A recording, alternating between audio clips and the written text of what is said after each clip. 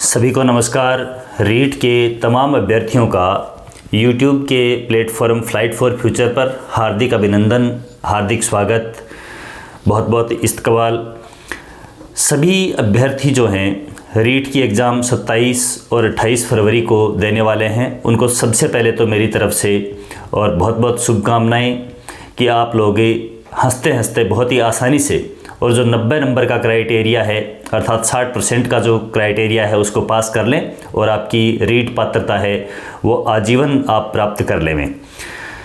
इसके बाद इस चैनल के ऊपर आपको ना सिर्फ रीट से संबंधित जबकि आगे आगामी जो 3rd ग्रेड भर्ती है उस परीक्षा के लिए और 2nd ग्रेड साइंस मैथ से 3rd ग्रेड की तैयारी करने वाले तमाम अभ्यर्थी और जो 2nd ग्रेड विज्ञान से तैयारी करने वाले जो भी अभ्यर्थी हैं, 2nd ग्रेड विज्ञान के लिए मुख्य रूप से केमिस्ट्री का पोर्शन और 3rd ग्रेड के लिए गणित विज्ञान का पोर्शन और उसके आगे साइकोलॉजी और शिक्षण विधियाँ, उनका जो मैटर है वो बहुत ही विश्वसनीय तरीके से, बहुत ही आसान तरीके से मैटर है वो यहाँ पर उपलब्ध करवाया जाएगा और सभी क्लासें हैं वो उपलब्ध रहेंगी। तो आप इस चैनल के ऊपर स्थायी रूप से जुड़ें, चैनल को सब्सक्राइब करें, लाइक शेयर करें, वीडियो को अपने मित्रों तक पहुँचाएँ इसको। और इस तैयारी में, इस मुहिम में जो ये रीट का एक बड़ा हवन है, इस हवन के अंदर अपनी तरफ से भी एक आहुति हो जाए, इसके लिए शिक्षण विधियाँ, जैसा कि आपने देखा थंबनेल के ऊपर कि सभी विषयों के लिए समान रूप से उपयोगी ऐसे प्रश्न आपके समक्ष अभी मैं लेकर के आया हूँ, जो कि आपको ये नहीं कह सकता मैं कि पूरी तैयारी ही इन 20 प्रश्नों में हो जाएगी, लेकिन शिक्षण विधियों से संबंधित, चाहे आपके किसी भी विषय की शिक्षण विधियाँ हैं, चाहे शिक्षण विधियों या विषय से संबंधित कॉमन जानकारी है, चाहे अपन जो शिक्षण सहायक सामग्री है, चाहे मापन मूल्यांकन है, चाहे अपन इकाई योजना, पाठ योजना है, ये सभी तमाम टॉपिक जो कि शिक्षण विधियों के अंदर हर एक सब्जेक्ट में लगते हैं, उनके एक एक दो प्रश्न, चुनिंदा प्रश्न हैं, वो कलेक्ट करके और यहाँ पर ये क्लास है वो डिज़ाइन की गई है। तो इस क्लास को देख लेने के बाद में आपका कॉन्फिडेंस है वो निश्चित तौर पर बूस्ट हो जाएगा और एक सकारात्मक सोच, पॉजिटिव एनर्जी और आत्मविश्वास वो किसी भी एग्ज़ाम के अंदर सफलता प्राप्त करने के लिए महत्वपूर्ण सीढ़ी साबित होता है। तो उम्मीद करता हूं कि ये क्लास आप सभी को पसंद आएगी और लगातार आप इस वीडियो के ऊपर कंप्लीट बने रहे हैं। बहुत ज़्यादा टाइम नहीं, 20-25 मिनट का टाइम है वो आपका लूँगा मैं। स्टार्ट करते हैं। ये शिक्षण विधियाँ स्पेशली वैसे विज्ञान के लिए हैं, लेकिन सभी विषयों के अंदर, विज्ञान के इनके अंदर 1, 2, 3 क्वेश्चन हैं वो स्पेशल विज्ञान से जुड़े हुए रहेंगे। बाकी सारे क्वेश्चन जो हैं वो इस प्रकार के हैं जो कि किसी भी विषय की शिक्षण विधियों के लिए महत्वपूर्ण सिद्ध होंगे। तो इन शिक्षण विधियों के लिए इन क्वेश्चंस को आप निश्चित तौर पर देखें और चैनल को लाइक सब्सक्राइब जरूर करें। तो देखिए पहला क्वेश्चन क्या है। पंचपदीय पाठ योजना का स्वरूप प्रस्तुत करने वाले जो शिक्षाविद हैं वो कौन थे? तो मुख्य रूप से नाम से ही पहचानी जाती है हर्बर्ट पंचपदी प्रणाली। तो यह पंचपदी पाठ योजना का स्वरूप देने वाले जो मनोवैज्ञानिक थे, या मुख्य रूप से यूं कहें कि एक शिक्षाविद थे, तो वो थे हर्बर्ट। ठीक है, तो उम्मीद करता हूं कि आप जब अंतिम स्वरूप में हैं, रीट की एग्ज़ाम देने के लिए महज 2 दिन 3 दिन बाकी रह गए हैं, तो इस समय में ये क्वेश्चन है वो सभी का सही जाने वाला है। तो पंचपदी पाठ योजना का स्वरूप प्रस्तुत करने वाले जो शिक्षाविद हैं वो कौन रहे हैं? हर्बर्ट रहे हैं। आगे बात करते हैं अपन। अगला क्वेश्चन है, तो इकाई योजना के प्रवर्तक या इकाई योजना प्रस्तुत करने वाले जो शिक्षाविद हैं वो कौन रहे हैं? हर्बर्ट, स्किनर, अरस्तु और मॉरिसन। तो निश्चित तौर पर आप अपने उत्तर के लिए कॉन्फिडेंट होंगे कि इकाई योजना है वो प्रस्तुत करने वाले जो शिक्षाविद रहे हैं वो कौन रहे हैं? मॉरिसन रहे हैं। तो अपना 2nd क्वेश्चन का आंसर बन जाएगा मॉरिसन, यानी कि ऑप्शन डी। नेक्स्ट बात करते हैं अगले प्रश्न की। तो अगला तीसरा प्रश्न, हर्बर्ट की पंचपदी, ठीक है, पहला प्रश्न था कि पंचपदी पाठ योजना प्रस्तुत किसने की? तो हर्बर्ट ने करी। अब हर्बर्ट की पंचपदी पाठ योजना का अंतिम पद, ये बहुत ही इंपॉर्टेंट प्रश्न बनता है। हर्बर्ट की पंचपदी प्रणाली से किसी भी विषय की शिक्षण विधियां चाहे पूछी जाएं रीट के अंदर, चाहे आप हिंदी की शिक्षण विधियां देख लें, चाहे संस्कृत के अंदर भी इनके जो शब्द हैं वो संस्कृत में हो जाएंगे, जबकि आंसर है वो इसी प्रकार की प्रवृत्ति रहेगी। चाहे गणित है, विज्ञान है, SST है, इंग्लिश है, किसी भी सब्जेक्ट के अंदर देखेंगे तो शिक्षण विधियों में हर्बर्ट की जो पंचपदी प्रणाली है उससे प्रश्न निश्चित तौर पर देखने को मिलेगा। तो इसका अंतिम स्टेप, अंतिम पद है वो कौन सा है? तो प्रस्तावना, उद्देश्य कथन, नियमीकरण या सिद्धांत निर्माण करना और अभ्यास कार्य। तो देखिए, कोई भी जब अपन अधिगम की प्रक्रिया चलती है, शिक्षण की प्रक्रिया चलती है, तो उसमें लास्ट में क्या करना होता है? जब भी अपन कोई नियम सिद्धांत सीख जाते हैं तो उसके बाद में अभ्यास कार्य करते हैं। तो अंतिम पद है वो कौन सा होता है? अभ्यास कार्य होता है। तो इसी के साथ अपने को हर्बर्ट की पंचपदी प्रणाली के अंदर जो 5 पद हैं उनको जान लेना भी बहुत ज़्यादा ज़रूरी है। तो देखिए, हर्बर्ट की पंचपदी प्रणाली के अंदर जो 5 पद हैं वो कौन कौन से हैं? तो देखिएगा, ये हैं आपके समक्ष 5 पद, जिनके अंदर मुख्य रूप से पहला स्टेप है वो प्रस्तावना होता है। तो पूछा जाता है प्रश्न कि हर्बर्ट की पंचपदी प्रणाली का प्रथम पद कौन सा होता है? तो प्रथम पद होता है प्रस्तावना। उसके बाद में सेकंड उद्देश्य कथन किया जाता है। उसके बाद में होता है प्रस्तुतिकरण, यानी कि प्रेजेंटेशन होता है। और इस पद को विशेष तौर पर ध्यान रखें, पाठ योजना का, हर्बर्ट की पंचपदी प्रणाली के अंदर जो पाठ योजना है उसका मुख्य अंग या मुख्य बिंदु किसे माना जाता है? प्रस्तुतिकरण को माना जाता है। यह प्रश्न भी पूछा गया है एग्जाम्स में बहुत बार। इसके बाद में प्रेजेंटेशन के बाद में क्या होता है? नियम बनता है, यानी कि नियमीकरण, या फिर बार बार अपन जिस चीज़ को प्रेजेंट कर रहे हैं, जो चीज़ अपन अनुभव कर रहे हैं उसका पुनरावलोकन करके और क्या बना दिया जाता है? सिद्धांत बना दिया जाता है, नियम बना दिया जाता है। तो ये होता है चौथा पद। और अंत में उस नियम के ऊपर अभ्यास कार्य करते हुए और नियम को क्या कर दिया जाता है? स्थायी रूप से सिद्ध कर दिया जाता है। तो अभ्यास कार्य है वो अंतिम पद होता है। तो ध्यान में रखें, फर्स्ट स्टेप जो होता है प्रथम पद वो होती है प्रस्तावना, मुख्य पद जो होता है या मुख्य बिंदु होता है, मुख्य अंग होता है वो होता है प्रस्तुतिकरण, यानी कि तीसरा स्टेप। और 5वां और अंतिम पद होता है अभ्यास कार्य। तो निश्चित तौर पर इन पदों को एक क्रम से याद रखें, क्वेश्चन है वो यहाँ से बनता ही बनता है। आगे अपन बात करते हैं चौथा प्रश्न, प्रस्तावना का मूल आधार, यानी कि प्रस्तावना तैयार करते हैं अपन, तो प्रस्तावना के लिए पहले क्या किया जाता है? विद्यार्थियों के साथ में क्या कम्युनिकेशन स्थापित किया जाता है? तो पूर्व ज्ञान या विशिष्ट उद्देश्य या समस्यात्मक प्रश्न या फिर सहायक सामग्री।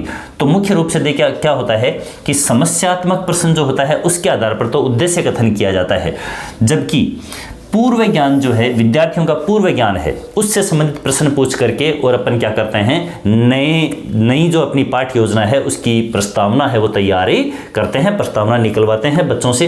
तो पूर्व ज्ञान जो है वो क्या होता है? प्रस्तावना का मूल आधार होता है, बेसिस होता है। चलिए बात करते हैं अगले प्रश्न की। तो अगला क्वेश्चन है, छोटी कक्षाओं के लिए विज्ञान शिक्षण की कौन सी विधि उपयुक्त है? छोटी कक्षाओं के अंदर, प्राइमरी या अपर प्राइमरी क्लासेस के अंदर साइंस पढ़ाने के लिए बच्चों में कौन सी विधि सबसे ज़्यादा कारगर हो सकती है? तो प्रयोगशाला विधि, इसके बाद में प्रदर्शन या प्रयोग प्रदर्शन कह सकते हैं, व्याख्यान युक्त प्रदर्शन विधि, यानी कि इसमें शिक्षक जो होता है वो प्रैक्टिकल करता है, कोई भी एक्टिविटी करता है और साथ साथ में बच्चों को बताता जाता है, उसकी व्याख्या करता जाता है। फिर है व्याख्यान विधि, केवल बता देना। और फिर है योजना या प्रयोजना, प्रोजेक्ट विधि। तो देखो, छोटी कक्षाओं के जो बच्चे हैं वो ना तो स्वयं प्रयोग कर सकते हैं, तो प्रयोगशाला विधि भी उनके लिए उतनी कारगर नहीं होती है। केवल आप व्याख्यान देते रहेंगे तो वो भी बच्चे हैं वो उससे बोरिंग महसूस करेंगे। और परियोजना कोई प्रोजेक्ट है उसके ऊपर भी बच्चे हैं, छोटे बच्चे, बड़े बच्चों के अंदर ये कारगर हो सकती हैं लेकिन छोटे बच्चों के अंदर ये कारगर नहीं होंगी। तो कौन सी विधि? प्रदर्शन विधि, यानी कि व्याख्यान युक्त प्रयोग प्रदर्शन विधि। शिक्षक है वो बच्चों के सामने एक्टिविटी करे ताकि बच्चे हैं वो उसमें कोई भी बच्चों को कोई खतरा नहीं हो। शिक्षक करके, प्रयोग करके और बच्चों को दिखाए, करके सीखने के ऊपर आधारित। शिक्षक के सामने, शिक्षक है वो सामने प्रयोग करेगा और बच्चे उसको देखते देखते और शिक्षक की बातों को सुनेंगे तो बहुत ज़्यादा सीखेंगे और उनकी रुचि भी बनी रहेगी। तो यहाँ पर छोटी कक्षाओं में विज्ञान शिक्षण के लिए कौन सी विधि काम में ली जाती है? प्रयोग प्रदर्शन विधि है वो काम में ली जाती है। ये SST के अंदर भी इसको लागू किया जा सकता है। जैसे कोई ज्योग्राफी वगैरह का पोर्शन है तो ग्लोब वगैरह दिखा करके बच्चों को प्रदर्शित करते हुए और उसके बारे में अक्षांश देशांतर वगैरह हैं वो सभी समझाए जा सकते हैं। तो यहाँ पर प्रदर्शन या व्याख्यान युक्त प्रदर्शन विधि है वो छोटी कक्षाओं के लिए बहुत ही कारगर होती है। नेक्स्ट अगला क्वेश्चन देखते हैं अपन।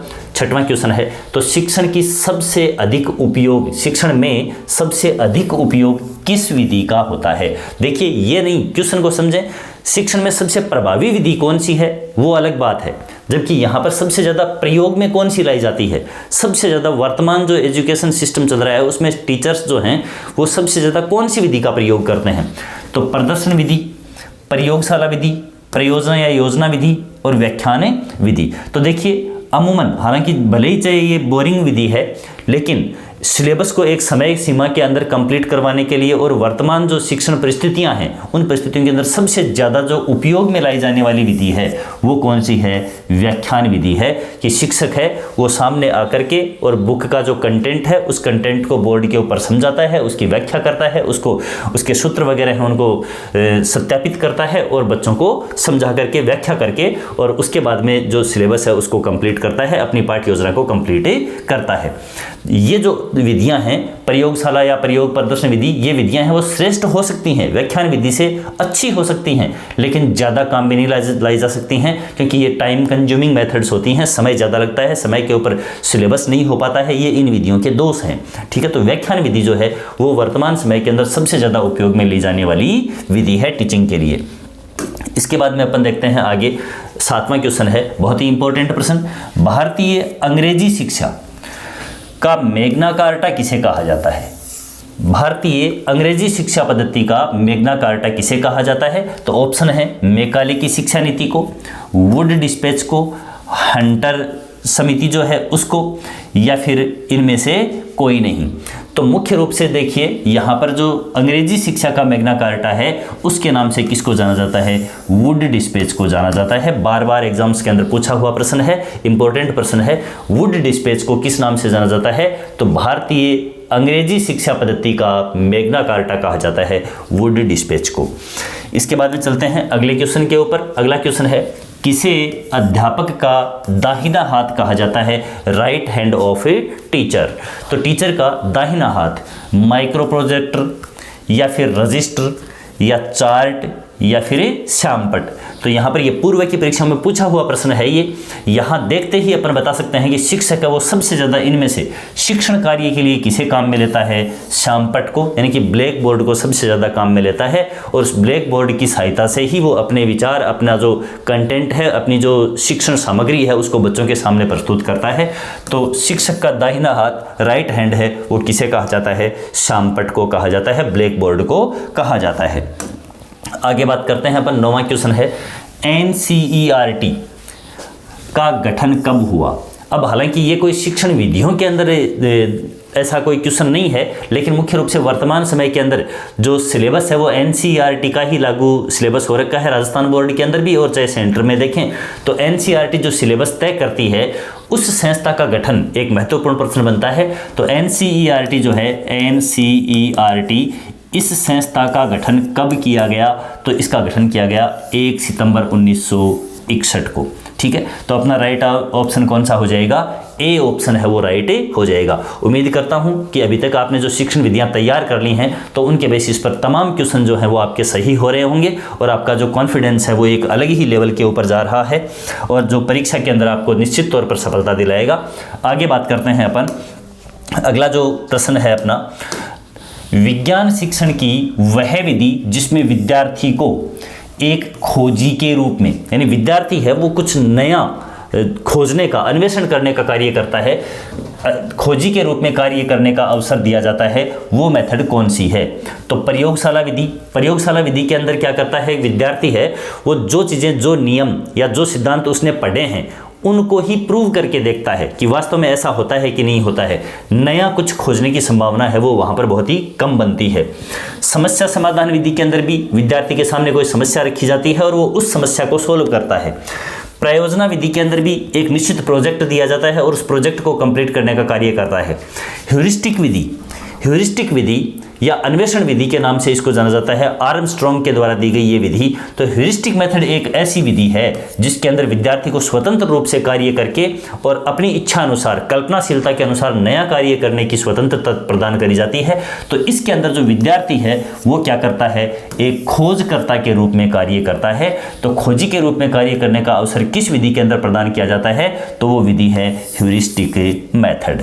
ठीक है, तो अगला क्वेश्चन देखते हैं अपन। अगला 11वां प्रश्न, उपचारात्मक शिक्षण का अर्थ है।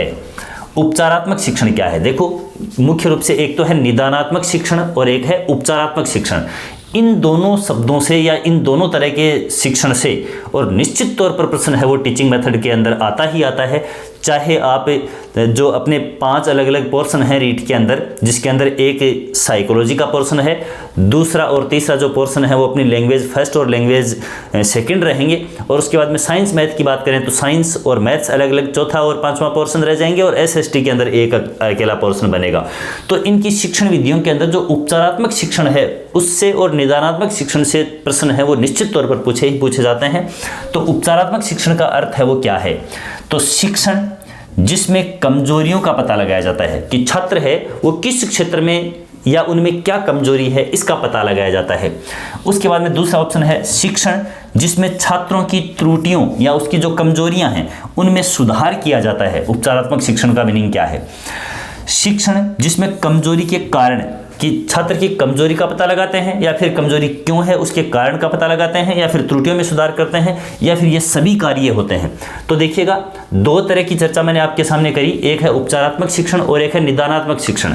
डायग्नोसिस टीचिंग जो होती है निदानात्मक, उसमें क्या होता है कि छात्र की कमजोरी का पता लगाते हैं और कमजोरी क्यों है उसके कारण का पता लगाते हैं। कमजोरी और कमजोरी के कारण का पता लगाया जाता है, वो किया जाता है निदानात्मक शिक्षण में। और जब कमजोरी का पता चल गया, उसके कारण का पता चल गया, जिस प्रकार से एक डॉक्टर है वो हमें सबसे पहले जाकर के बीमारी के लक्षण पूछता है, उसकी जांच करता है, ये सभी कार्य क्या होते हैं? डायग्नोसिस के अंतर्गत आते हैं, यानी कि निदान के अंतर्गत आते हैं। उसके बाद वो ट्रीटमेंट करता है, इंजेक्शन लगाना है या फिर अपने को कोई टेबलेट देनी है या फिर अपने को कोई पीने की दवाई वगैरह देनी है, ठीक है। तो ये सभी कार्य उपचारात्मक के अंदर आते हैं। तो देखिए, जब कमजोरी का पता लग गया, अब अपन कमजोरी को क्या करेंगे? दूर करेंगे। तो शिक्षण यानी वह शिक्षण जिसमें छात्रों की त्रुटियों का सुधार किया जाता है, उनको इम्प्रूव किया जाता है, मतलब जो कमजोरी है उसको कम किया जाता है, दूर किया जाता है, उसकी जो योग्यता है उसको इम्प्रूव किया जाता है। तो ऐसा किस में होता है? उपचारात्मक यानी कि ट्रीटमेंट के अंतर्गत होता है। तो अपना दूसरा ऑप्शन बी ऑप्शन है वो बिल्कुल राइट बन जाएगा कि वह शिक्षण जिसमें छात्रों की त्रुटियों का निदान, त्रुटियों को दूर किया जाता है, त्रुटियों में सुधार किया जाता है, ठीक है, ये सब किसके अंतर्गत आएगा? यानी कोई कमजोरी है तो उस कमजोरी को दूर करने का कार्य है वो किस में होता है? उपचारात्मक शिक्षण के अंतर्गत होता है। तो निश्चित तौर पर ऐसा क्वेश्चन है वो अब आपका गलत बिल्कुल नहीं होगा। आगे बात करते हैं अपन, कौन सा गुण है जो वस्तुनिष्ठ परीक्षा का यानी ऑब्जेक्टिव टाइप जो एग्जाम है उसका नहीं है? वस्तुनिष्ठ परीक्षा का गुण नहीं है। तो देखिए, वैधता, वैधता का मतलब कि जिस अपन यूं कह सकते हैं कि जिस क्षेत्र का परीक्षण यानी कि विद्यार्थी के ज्ञान के जिस पक्ष का परीक्षण करने के लिए वस्तुनिष्ठ परीक्षा बनाई जाती है उस पक्ष का मापन वो करती है कि नहीं करती है? तो निश्चित तौर पर करती है। वैधता है वो उसमें पाई जाती है। विश्वसनीयता, तो वस्तुनिष्ठ परीक्षा के अंदर विश्वसनीयता भी बनी रहती है। छात्र है उसने जो प्रश्न, जो ABCD में से जो ऑप्शन राइट लगा दिया, तो लगा देने के बाद में क्या हो सकता है कि जब एग्जामिनर उसको कॉपी को चेक करेगा तो निश्चित तौर पर आंसर सही है तो सही है, गलत है तो गलत है। उसकी मानसिकता का उसके ऊपर कोई फर्क नहीं पड़ेगा, जो मार्किंग है उसके ऊपर कोई फर्क नहीं पड़ेगा। तो ये क्या होता है? विश्वसनीय भी होता है। संपूर्ण पाठ्यक्रम का मापन, तो बिल्कुल ऑब्जेक्टिव टाइप जो प्रश्न है, जैसे अभी आप लोग रीट देंगे तो रीट एग्जाम के अंदर अपन तमाम सिलेबस को पढ़ेंगे और जो ऑब्जेक्टिव टाइप क्वेश्चन आएंगे वो अपने पूरे सिलेबस का अगर अपने को नॉलेज है तो अपन उसके अंदर क्वेश्चन सारे हैं वो अटेम्प्ट कर पाएंगे, अदरवाइज नहीं हो पाएंगे। तो संपूर्ण पाठ्यक्रम का मापन इसके अंदर होता है। लेकिन व्यक्तिनिष्ठता है वो वस्तुनिष्ठ परीक्षा में नहीं पाई जाती है। व्यक्तिनिष्ठता और विश्वसनीयता ये दोनों एक दूसरे के अपोजिट हैं वैसे देखा जाए तो, कि यदि विश्वसनीय है यानी कि टीचर की मानसिकता का उसके ऊपर जो एग्जामिन करने में कोई फर्क नहीं पड़ता है, इसका मतलब जो व्यक्ति विशेष जो कॉपी चेक कर रहा है, एग्जामिनर कॉपी चेक कर रहा है, उसकी मानसिकता का कोई फर्क नहीं पड़ेगा वस्तुनिष्ठ परीक्षा के अंदर। अगर निबंधात्मक परीक्षा है तो निबंधात्मक के अंदर जो एग्जामिनर कॉपी चेक करता है तो कॉपी चेक करते समय उसका मूड कैसा है, उसके आधार पर 5 नंबर का प्रश्न है वो 5 में से 4 दे सकता है, 5 में से 3 दे सकता है, 3.5 दे सकता है, 5 में से 5 दे सकता है। लेकिन जो वस्तुनिष्ठ परीक्षा है उसके अंदर व्यक्तिनिष्ठता का कोई फर्क ही नहीं पड़ेगा, अर्थात उस व्यक्ति की मानसिकता का कोई फर्क नहीं पड़ेगा। अगर आपने क्वेश्चन नंबर 5 में ऑप्शन डी है और आपने डी टिक कर दिया तो डी को सही ही करना पड़ेगा, भले ही जो एग्जामिनर है वो खुश है, चाहे वो टेंशन में है, चाहे वो आपको नंबर ज़्यादा देना चाह रहा है, वो कम देना चाह रहा है, लेकिन आपने जो क्वेश्चन कर दिया उसका नंबर, उसको 1 नंबर का क्वेश्चन है तो 1 नंबर पूरा का पूरा देना पड़ेगा। तो व्यक्तिनिष्ठता है वो वस्तुनिष्ठ परीक्षा में नहीं पाई जाती है, तो अपना आंसर कौन सा हो जाएगा, डी हो जाएगा। ठीक है, वस्तुनिष्ठ परीक्षा ऑब्जेक्टिव टाइप एग्जाम जो है उसमें व्यक्तिनिष्ठता नहीं पाई जाती है, व्यक्ति विशेष के विचारों का कोई फर्क ही नहीं पड़ता है। आगे अपन बात करते हैं नेक्स्ट क्वेश्चन नंबर 13। विद्यार्थी मौखिक व लिखित रूप में शीघ्रता से गणना करता है। ठीक है, विद्यार्थी, मुख्य रूप से ये गणित की शिक्षण विधियों से संबंधित क्वेश्चन है माना जा सकता है।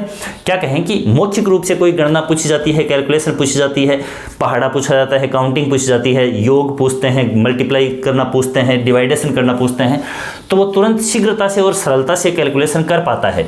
तो यह किस उद्देश्य से संबंधित है, यानी कि विद्यार्थी ने कौन सा उद्देश्य प्राप्त कर लिया है। तो देखिए, यदि वो गणना करता है, कैलकुलेशन करता है, तो वो जो उसका सीखा हुआ, जैसे उसने गुणा करना, जोड़ करना, भाग करना सीख लिया है, तो उस ज्ञान का वो गणना करने के दौरान क्या कर रहा है, उपयोग कर रहा है, ज्ञान का उपयोग कर रहा है। इसका मतलब है उसने कौन से उद्देश्य को प्राप्त कर लिया है, ज्ञानोपयोग वाले उद्देश्य को, ज्ञान का यूटिलाइज करना, उसका उपयोग करना उसने क्या कर लिया है, सीख लिया है। तो ऑप्शन ए अपना क्या हो जाएगा, राइट हो जाएगा। ठीक है, बाकी अवबोध, ज्ञान, कौशल, कौशल के अंदर निर्माणात्मक कार्य हैं वो सभी आ जाएंगे, ज्ञान के अंदर उसने जो सीखा था वो ज्ञान में के अंतर्गत आ जाएगा, लेकिन ज्ञान का उपयोग कर रहा है वो, जब कैलकुलेशन शीघ्रता से कर रहा है तो वो क्या कर रहा है, ज्ञान का उपयोग कर रहा है। आगे बात करते हैं अपन क्वेश्चन नंबर 14। शिक्षण में श्रव्य दृश्य सामग्री, ऑडियो विजुअल जो सामग्री है वो छात्रों के संदर्भ में कौन सा महत्वपूर्ण कार्य करती है, यानी कि छात्रों के लिए वो कौन सा कार्य है जो श्रव्य दृश्य सामग्री के द्वारा हो जाता है, कौन सा हो जाता है। देखिए, तो शिक्षण को सरल बनाती है श्रव्य दृश्य सामग्री। तो देखिए, शिक्षण कार्य तो कौन करवाएगा, टीचर करवाएगा, और टीचर जब ऑडियो विजुअल सामग्री है वो काम में लेगा तो उसका शिक्षण कार्य है वो, तो उसको तो टीचर के अंदर तो और ज़्यादा योग्यता होनी चाहिए, तब जाकर वो शिक्षण करवा पाएगा। इनका उपयोग करते हुए, श्रव्य दृश्य सामग्री का उपयोग करते हुए शिक्षण करवाना है वो तो और ज़्यादा स्किल्ड, मुख्य रूप से एक योग्यता हो जाती है, तो सरल बनाती है, ये यहाँ पर नहीं होगा। उसके बाद में कहें यह शिक्षण में समय बचाती है, तो समय भी बिल्कुल नहीं बचता जब ऑडियो विजुअल सामग्री, समय तो व्याख्यान विधि बचाती है, ऑडियो विजुअल सामग्री जब श्रव्य दृश्य सामग्री काम में ली जाएगी तो समय है वो तो ज़्यादा लगेगा। उसके बाद में अपन बात करते हैं ये शिक्षण को जीवंत बनाती है। तो जीवंत तो जब अपन वहाँ पर, हाँ कुछ हद तक है ऐसा कि जब दृश्य सामग्री है वो अपन उनके सामने प्रदर्शित करेंगे, लेकिन जीवंत बनाने के लिए तो अपन जीवित मॉडल उसके सामने रखेंगे, जैसे कोई एक्वेरियम वगैरह के अंदर पौधे वगैरह हैं उनका अपन अन्वेषण कर रहे हैं, तो यहाँ पर ये बात है वो ज़्यादा सटीक बैठती है। कुछ हद तक अपन कह सकते हैं कि इससे रिलेटेड है, लेकिन मुख्य रूप से बात आती है यह शिक्षण को रोचक बनाती है। यानी श्रव्य दृश्य सामग्री जब, जैसे मान लीजिए कि सामने है वो स्क्रीन के ऊपर और कोई कार्य है, कोई प्रयोग होता हुआ अपन दिखा रहे हैं, बच्चे टीवी के ऊपर कुछ कार्य देख रहे हैं, टीवी है वो श्रव्य दृश्य सामग्री ही है जिसके अंदर बच्चे चित्र को देख भी पाते हैं और सुन भी पाते हैं, तो उससे क्या होगा, बच्चों में इंटरेस्ट क्रिएट होगा, रुचि पैदा होगी। तो श्रव्य दृश्य सामग्री है उसका मुख्य उपयोग है या महत्वपूर्ण कार्य है वो क्या है कि यह टीचिंग के कार्य को क्या बनाती है, इंटरेस्टेड बनाती है, यानी कि रोचक बनाती है। तो अपना यहाँ पर बिल्कुल राइट आंसर जाएगा, वो कौन सा जाएगा, ऑप्शन डी है वो राइट आंसर हो जाएगा। आगे बात करते हैं अपन क्वेश्चन नंबर 15। लगातार क्वेश्चन पसंद आ रहे हैं तो चैनल को लाइक, शेयर और सब्सक्राइब करना बिल्कुल भी नहीं भूलें। आप चैनल के ऊपर आप अपना योगदान दें ताकि समग्र विकास, चैनल बढ़ेगा तो और भी ज़्यादा अपन एनर्जी के साथ में और आपके समक्ष जो मैटर हैं वो रख पाएंगे। चलिए, मस्तिष्क उद्वेलन विधि, ब्रेन स्टॉर्मिंग मेथड जो है उसकी विशेषता है, क्या है उसकी विशेषता, तो देखिए बालकों की तर्क एवं निर्णय शक्ति बढ़ाती है, यानी कि तर्क वितर्क करने की, डिसीजन लेने की जो पावर है वो बच्चों के अंदर बढ़ती है। फिर है तर्क शक्ति को अवरुद्ध करती है, रोकने का कार्य करती है मस्तिष्क उद्वेलन विधि। जिज्ञासा को बाधित करती है, रोकती है। बालक का अवधान बाधित करती है, ध्यान केंद्रित करने की प्रवृत्ति को कम करती है। तो देखिए मुख्य रूप से ये प्रश्न यहाँ रखने का उद्देश्य यही है कि अपन मस्तिष्क उद्वेलन, ब्रेन स्टॉर्मिंग मेथड, ये जो शब्द है इसको समझें कि ये क्या है, ब्रेन को तीव्र करने की एक मेथड है, ब्रेन को कुशाग्र करने की एक मेथड है, इसलिए अपने को इसे पॉजिटिव शब्द के रूप में लेना है। यदि ये मेथड अपनी पढ़ी भी नहीं होती है, अपन सोचते हैं मस्तिष्क उद्वेलित होने का मतलब कि उसका अपसेट होना, और अपन कोई नेगेटिव आंसर देकर के आ जाते हैं, तो ऐसा नहीं है। नहीं है, जबकि मस्तिष्क उद्वेलन विधि है वो क्या करती है, मस्तिष्क की कुशाग्रता को, तीव्रता को, कार्य शक्ति को बढ़ाती है, अर्थात बालकों की तर्क और निर्णय शक्ति, ठीक है, तर्क वितर्क करने की जो शक्ति है उसको और डिसीजन लेने की पावर को बढ़ाने का कार्य करती है कौन सी विधि, मस्तिष्क उद्वेलन विधि। तो अपना यहाँ पर आंसर हो जाएगा ए, राइट आंसर बन जाएगा। उसके बाद देखते हैं नेक्स्ट अपन 16वां क्वेश्चन। तो जिस विधि में ज्ञात से अज्ञात की ओर बढ़ते हैं, बिल्कुल बहुत ही इंपॉर्टेंट, यहाँ पर दो विधियां हैं, एक निगमन विधि और एक आगमन विधि। इनमें से क्वेश्चन इसके सिद्धांतों से संबंधित प्रश्न है वो निश्चित तौर पर जो टीचिंग मेथड की का जो पोर्शन है वो किसी भी सब्जेक्ट में लगता है तो यहाँ से क्वेश्चन बनता ही बनता है।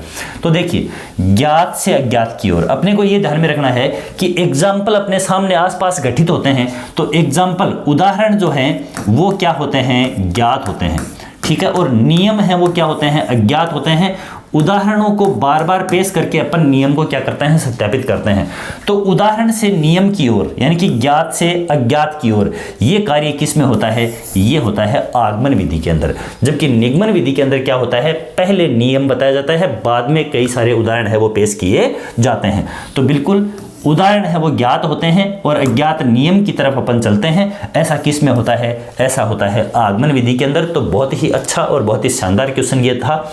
निश्चित तौर पर इस तरह के क्वेश्चन आगमन निगमन विधि से संबंधित क्वेश्चन आपके आगे गलत नहीं होने चाहिए। अब देखते हैं 17वां क्वेश्चन 4H यानी कि 4H। H का मतलब यहाँ पर है हेड यानी कि सिर, हार्ट हृदय, हैंड हाथ, एंड हेल्थ यानी कि स्वास्थ्य। तो हेड, हार्ट, हैंड और हेल्थ। पहली बात तो 4H हैं कौन कौन से, तो ये हैं head, heart, hand and health. ये अवधारणा किसके द्वारा दी गई, तो BF Skinner, EJ Simpson, Mahatma Gandhi और BS ब्लूम। तो 4 हेड की अवधारणा प्रतिपादित करने वाले जो शिक्षाविद रहे हैं या मनोवैज्ञानिक रहे हैं इनमें से, तो यह मनोवैज्ञानिक है BS ब्लूम। तो निश्चित तौर पर बहुत ही इंपॉर्टेंट प्रश्न ये, 4 हेड की संकल्पना देने वाले मनोवैज्ञानिक कौन है, BS ब्लूम है। सभी का ये आंसर सही गया होगा। बात करते हैं आगे, कौन सी विधि करके सीखने के ऊपर, ठीक है, doing by learning by doing यानी कि अपन करके सीखे। तो किस प्रकार से करके सीखने के सिद्धांत के ऊपर आधारित मेथड कौन सी है, वाद विवाद विधि या मुख्य रूप से संवाद मेथड अपन कह सकते हैं, वार्तालाप विधि कह सकते हैं, प्रयोजना यानी कि प्रोजेक्ट मेथड, व्याख्यान विधि, आगमन विधि। तो देखो वाद विवाद के अंदर तो क्या होता है कि एक ग्रुप बैठता है और ग्रुप है वो आपस में क्या करता है, डिस्कशन करता है। तो यहाँ भी केवल आपस में क्या चलते हैं, तर्क वितर्क चलते हैं, जबकि कुछ कार्य है वो किया नहीं जाता। व्याख्यान विधि के अंदर भी शिक्षक है वो व्याख्या करता है। आगमन विधि के अंदर उदाहरण बता करके नियमों तक पहुंचा जाता है, जबकि कोई भी कार्य है वो प्रैक्टिकली किया नहीं जाता है। जबकि प्रोजेक्ट मेथड ऐसी है जिसके अंदर विद्यार्थी हैं वो एक समूह के रूप में किसी कार्य को, किसी परियोजना को, किसी प्रोजेक्ट को लेकर के आगे बढ़ते हैं और वर्क करते हुए और अपनी जो भी समस्या है उसका समाधान करते हैं। तो करके सीखने के ऊपर जो आधारित विधि है इनमें से, तो वो कौन सी मेथड है, प्रयोजना या योजना विधि, प्रोजेक्ट मेथड इसको कहा जा सकता है। तो निश्चित तौर पर सभी का ये क्वेश्चन है वो सही गया होगा। आगे बात करते हैं 19वां क्वेश्चन, सहायक सामग्री। बहुत ही इंपॉर्टेंट प्रश्न है ये भी। सहायक सामग्री का जनक किसे माना जाता है। अब जिसने ये क्वेश्चन पढ़ा है उसका बिल्कुल राइट होगा, बिल्कुल भी कंफ्यूजन की आवश्यकता नहीं है, सीधा का सीधा। सहायक सामग्री, दृश्य श्रव्य सहायक सामग्रियां जो होती हैं तो उनके अंदर इसका जनक जॉनसन, मॉन्टेसरी, पियाजे और फ्रोबेल। तो बिल्कुल सहायक सामग्री जो है ये देने का कार्य किसने किया, फ्रोबेल के द्वारा किया गया। तो सहायक सामग्री का यानी कि जो टीचिंग एड हैं उनका जनक, फादर ऑफ टीचिंग एड किसको माना जाता है, फ्रोबेल को माना जाता है। आगे लास्ट आज का ये प्रश्न 20वां प्रश्न देखते हैं अपन। तो 20वां प्रश्न है श्रव्य दृश्य यानी ऑडियो विजुअल जो सामग्री है उन सहायकों का वर्गीकरण करने का। देखो पिछला क्वेश्चन ये था कि श्रव्य दृश्य यानी सहायक सामग्री है वो देने का श्रेय किसे दिया जाता है, सहायक सामग्री का कॉन्सेप्ट कौन लेकर के आए, तो वो तो थे फ्रोबेल। और सहायक सामग्री को क्लासिफाइड करने का, वर्गीकृत करने का कार्य है वो किसके द्वारा किया गया, तो दोनों ही बहुत इंपॉर्टेंट प्रश्न बनते हैं, कर्थवाल के द्वारा, एडगर डेल के द्वारा, BS ब्लूम के द्वारा और एंडरसन के द्वारा। तो श्रव्य दृश्य सामग्री को क्लासिफाइड करने का, वर्गीकृत करने का कार्य जिसके द्वारा किया गया तो वो थे एडगर डेल, यानी कि अपना राइट आंसर कौन सा होगा, बी। तो निश्चित तौर पर 20 प्रश्न ऐसे थे कि यदि आपने थोड़ी सी भी सीरियस होकर तैयारी कर रखी है तो 20 के 20 प्रश्न हैं वो आपके सही गए होंगे, ऐसी मैं उम्मीद करता हूं। और ये प्रश्न भले ही आपके 1-2 प्रश्न गलत भी हो गए हैं तो भी चिंतित होने की आवश्यकता नहीं है। शिक्षण विधियों के अंदर पूरे पार्ट को कवर करने वाले ये 20 प्रश्न थे। 1-1, 2-2 प्रश्न है वो हर टॉपिक को टच करने वाले थे। यदि आपके ये प्रश्न 20, 19, 18 सही हुए हैं तो आपकी तैयारी बहुत ही अच्छी है और आने वाली एग्जाम के अंदर ना सिर्फ रीट में जबकि 3rd ग्रेड 2nd ग्रेड जिसकी भी आप तैयारी कर रहे हैं उसके अंदर शिक्षण विधियों के अंदर आप बहुत ही बेहतर करने वाले हैं। और इससे भी बेहतर से बेहतरीन बनाने के लिए जो ही आप रीट की एग्जाम देकर के पहुंचेंगे उसके बाद एक नई रणनीति के साथ में और इस चैनल के ऊपर, इस प्लेटफॉर्म के ऊपर आपके साथ जुड़ करके और कार्य करने का प्रयास मेरा रहेगा। इसलिए लगातार चैनल के ऊपर बने रहें। अब तक इस वीडियो के ऊपर आप बने रहे इसके लिए बहुत बहुत धन्यवाद। चैनल को लाइक, शेयर और सब्सक्राइब जरूर करें आप लोग और चैनल के ऊपर अपना प्यार प्रेम बनाए रखें। आपके उस प्यार प्रेम का प्रतिफल है वो मेरे द्वारा 100% देने का प्रयास है वो किया जाएगा। मिलते हैं फिर से एक नए सेशन के अंदर। तब तक अपनी तैयारी को जारी रखें और रीट के अंदर आप सफल हों ऐसी अग्रिम शुभकामनाएं। जुड़ने के लिए बहुत बहुत धन्यवाद।